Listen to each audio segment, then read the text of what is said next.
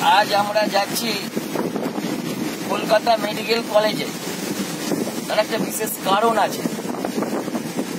এই যে আপনার পাশে আমি একটু বাদে দেখাচ্ছি,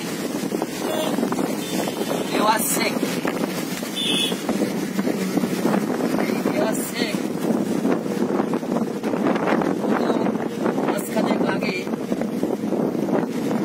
মাধ্যমিকে ভালো রেজাল্ট করেছে। এই সময় কাগজে ওর রিপোর্টিংটা বেরিয়েছিল। আমরা ব্যান্ডেল মা অন্নপূর্ণা চ্যারিটেবল ট্রাস্টের পক্ষ থেকে এই খবরটা জানার সঙ্গে সঙ্গেই আমরা মিডিয়ার সঙ্গে যোগাযোগ করি। আমি পার্থ দত্ত এবং পার্থ ভট্টাচার্য এনাদের বাড়িতে উপস্থিত। আমরা আমাদের সামর্থ্য মতো কিছু অর্থ ওরা হাতে তুলে দিয়েছিলাম এবং একটু উপস্থাপক একটু মিষ্টি দিয়ে এই ছেলেটিকে আমরা সম্বর্ধনা দিয়েছিলাম।